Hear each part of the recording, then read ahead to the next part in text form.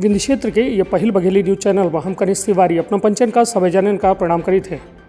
मध्य प्रदेश में कोरोना के दूसर लहर आए के बाद हालात बेकाबू हो रहे हैं, जो के लेके लगभग अब हर जिला कोरोना कर्फ्यू लगाया रहा है। सीधी में कोरोना कर्फ्यू आज रात 10 बजे से मतलब 15 तारीख के रात 10 बजे से 25 तारीख तक लागू रही। हमारे साथ ये पूरे मसला में बात करें खीती रहे हैं सीधी कलेक्टर रवींद्र कुमार चौधरी सर, जिनसे हम ये जानने के प्रयास करब कि आखिर का पाबंदी रही, का चीज़ खुली रही, केका रियायत दिन गई ही सल की जानकारी हम ले खेती सर के लगे आए हैं। सर, सीधी में कोरोना कर्फ्यू लगाया गया है, 10 दिनों का लगाया गया है। सर, किन किन चीज़ों में प्रतिबंध रहेगा, क्या क्या खुला रहेगा, क्या बंद रहेगा?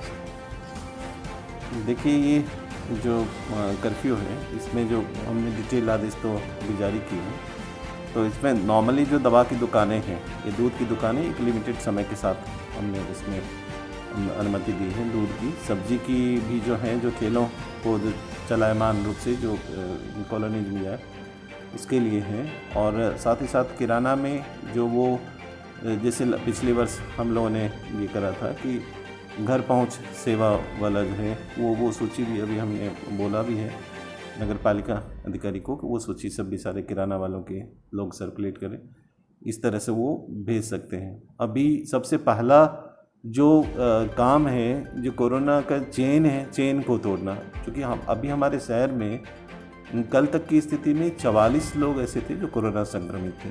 तो बहुत बड़ा शहर नहीं है, यदि केवल शहर का देखेंगे, पूरा ग्रामीण क्षेत्रों में भी चूँकि लगातार आने शुरू हो गए, सिहावल हो चाहे कुसमी में कल बहुत सारे हैं, तो चेन तोड़ने के ख्याल से ये सारी कवायद है। और आज जो जैसा कि डिस्ट्रिक्ट क्राइसिस कमेटी की बैठक में माननीय मंत्री जी की उपस्थिति में और माननीय जो सांसद जी, विधायक जी की उपस्थिति में जो निर्णय हुआ, तो उसी अनुरूप। सर, आपने अभी कहा कि दूध वालों को, सब्जी वालों को एक लिमिटेड वक्त के लिए इनको दुकानों को खोला जाएगा, तो क्या इनके लिए वक्त निर्धारित किया गया है? सर, देखिए, जो दूध की दुकानें हैं 6 से 11 बजे तक है और सायं 4 बजे से 8 बजे तक। ये दो शिफ्ट में दूध की दुकानों को हम लोगों ने कहा है। सब्जी फल जो है केवल हाथ ठेला में और फेरी लगा कर बेचने की अनुमति उनको कहा, जिससे पहले भी हम लोग करते रहे कि उनको ये रहेगा कि 2, 3 या 4 वार्ड जैसा भी वो अपना चाहेंगे उन वार्डों में ले जा करके अपनी सब्जियां सब बेच सकते हैं, जिससे कि लोगों को भी घर से बाहर निकलने की, ज़्यादा दूर जाने की नौबत नहीं आए। ये सबसे पहले मैं बार बार इस चीज़ को अनुरोध में सबसे हमारा यही है कि ये एक आपाती की स्थिति है। ये ऐसा करके ना जिला प्रशासन को ना किसी और को कोई ये बहुत खुशी की चीज़ नहीं होती, लेकिन बड़े तकलीफ से बचने के लिए ये हमें करना है, इसका पालन करने के लिए। थोक सब्जी मंडी भी हमारा 6 बजे से 11 बजे तक जो है कॉलेज के ग्राउंड में जो थोक सब्जी मंडी के लिए 6 से 11 का है। और बाकी जो तो सर, जैसा अभी आपने बताया कि ये सारी व्यवस्थाएं शुरू, सरकारी दफ्तर और बैंकों के लिए क्या व्यवस्थाएं हैं आप लोग? कोरोना कर्फ्यू लगाया गया है, तो ये शहरी और ग्रामीण क्षेत्रों हर जगह के लिए रहेगा? ग्रामीण क्षेत्रों में भी वही पाबंदियां रहेंगी जो शहरी क्षेत्रों में रहेंगी, या उनके लिए कुछ अलग बनाएंगे? नहीं, ये अमूमन सभी जगह के लिए, क्योंकि ग्रामीण क्षेत्रों में उस तरह का नहीं है कि लोग सभी बाहर निकल के से लेते हैं। ग्रामीण क्षेत्रों में फिर भी अभी भी फेरी वाले लोग आते हैं, जाते हैं टोलों मोहल्लों में। ग्रामीण क्षेत्रों में कस्बा हमारे लिए चैलेंज है, गांव में उतना तो नहीं है, लेकिन कस्बे जो कस्बे हैं, चाहे वो सिहावल हो, झांसी हो, चाहे मीलिया हो, चाहे बहरी हो, चाहे हमारा सिमरिया हो, टमसार हो, इन सब के लिए। सर, कोरोना कर्फ्यू इस बार कहा जा रहा है, जबकि पिछली बार इसका नाम लॉकडाउन था। क्या फ़र्क है इन दोनों में?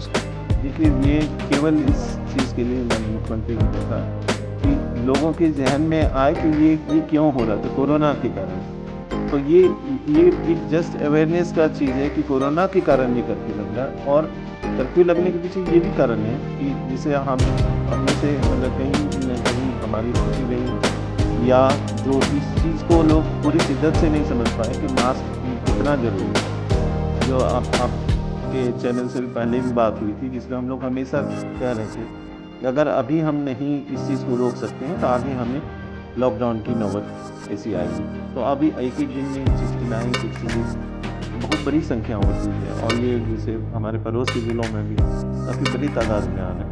तो इसको लेकर के सर, शहर की सीमाओं को लेकर यदि बात की जाए तो सिगरौली में भी लॉकडाउन लगा हुआ है, रीवा में भी लॉकडाउन लग गया है और इधर आप छत्तीसगढ़ बॉर्डर से जुड़े हुए हैं, उत्तर प्रदेश से भी हम जुड़े हुए हैं। तो कुल मिला के ये बॉर्डर में चेक पोस्टों में क्या इंतज़ाम किए गए हैं सर? क्योंकि ये दौर ये है कि हर प्रदेश जो है अब लॉकडाउन लगा रहे हैं, बाहर के लोग आ रहे हैं, प्रवासी लोग अब आना शुरू हो गए हैं, तो उनकी जांच के लिए क्या व्यवस्थाएं सुनिश्चित की गई है आप कि जो बाहर से लोग आ रहे हैं वो अंदर आए तो उनका जांच करके ही उनको अंदर आने दिया जाए, या क्वारंटीन सेंटर या कुछ ऐसे किया जा रहा है क्या? देखिए, इसमें जो अभी वर्तमान में हमारी व्यवस्था है तो हमने मोहनिया है या बकवार है, ये चमरा डोल है, या हमारा नागपोखर हो, ये कुदोरा हो, ये पटपरा हो, इन सारे जगहों पे हम स्क्रीनिंग करा रहे हैं जो भी बाहर से आ रहे हैं। फिर बहरी के लिए भी हमने बोला था, तो ये जो भी बाहर से आ रहे हैं उनका नाम रजिस्टर में लिखा जाए ना, जो भी बसें बाहर से लेकर आ रही हैं। यदि दिल्ली से आ रहे हैं या मुंबई से आ रहे हैं, कोई कहीं से आ रहे हैं, तो उनकी हम एंट्री लेते हैं और वहाँ नॉन कॉन्टैक्ट थर्मामीटर भी उनको दिए गए हैं। यदि किसी का टेम्परेचर है तो फिर उनके लिए फिर हम उनकी सैम्पलिंग कराएं, उनको ले करके फिर हमारी टीम चली जाए सैम्पलिंग कराएं। अभी तो ये है कि हम सारी जानकारियाँ भी ले रहे हैं, क्योंकि कोई यदि उनकी फीवर है या कुछ इस तरह की बातें हैं तो वो हेल्थ का अमला और साथ ही अन्य विभाग, दोनों विभाग साथ में कर रहे हैं। पुलिस भी वहाँ पर, पुलिस की भी उपस्थिति है। इसके साथ ही साथ जो अभी हम लोग नया जो और करने जा रहे हैं कि सभी पंचायतों में कम से कम एक जगह ऐसा हो कि जहाँ जो बाहर से आ रहे हैं वो यदि क्वारंटीन होना चाहते हैं तो क्वारंटीन, जैसे यदि एक ही घर है, उनको इतने संसाधन नहीं है, हम उनको 7 दिनों के लिए वो उस जगह हर एक पंचायत के लिए हमने बोल रखा है, जिला पंचायत की तरफ से कार्रवाइयाँ होंगी कि वो यदि एक साथ आ रहे हैं तो वो रुकें, और घर वालों से भी वो दूर से मिल सकते हैं, रह सकते हैं। 7 दिन यदि क्वारंटीन रह लेंगे तो उनके घर के लिए भी यही बेहतर है, उनके स्वतः के लिए भी ये बेहतर होगा कि अगर किसी की स्थिति थोड़ी सी ख़राब होती है, लगता है कि उनको जांच की और कार्रवाई की ज़रूरत है, तो हम लोग मदद करें। सर, सीधी ज़िले के अंदर यदि कहा जाए तो लगातार जो है, क्योंकि अन्य ज़िलों से ये रिपोर्ट आ रही है कि ऑक्सीजन की उपलब्धता कम हो रही है और रेमडेसिविर एक इंजेक्शन है उसकी उपलब्धता को लेकर बात हो रही है, तो सीधी में सर कितने बेड हैं ऐसे जो आप लोगों ने तैयारी करके रखा हुआ है कि कितने ऑक्सीजन बेड हैं, कितना आइसोलेशन लोगों के लिए व्यवस्था है कि जहाँ पर गंभीर मरीज जो कोरोना के होंगे उनको एडमिट किया जा सकता है, ऑक्सीजन कितनी उपलब्धता है, और ऐसा इंजेक्शन जो रेमडेसिविर की बात हो रही है वो कितना है सीधी में? देखिए, यदि ऑक्सीजन बेड की उपलब्धता कहेंगे तो 113 बेड हमारे पास हैं ऑक्सीजन बेड, जिनमें से अभी 11 ऑक्यूपाइड हैं, बाकी हमारे अभी खाली हैं। और इनमें 113 में जो मुख्य तौर से जो हमारा नर्सिंग में जो अभी कोविड वाला सेंटर, आइसोलेशन सेंटर चल रहा था, उसमें 30 बेड हैं, और 33 बेड हमने अभी जो पिछले जो हमारे प्रभारी सचिव मौजूद थे उनके दौरे के बाद हमने उसको नया डेवलप किया है, GNM जो नया बिल्डिंग बना है उसमें। और इसके साथ ही साथ 107 हमारे इनके लिए है जो नॉन ऑक्सीजन लगता है, समय से उनको यदि वेंटिलेटर की ज़रूरत है तो वो इस्तेमाल होते हैं।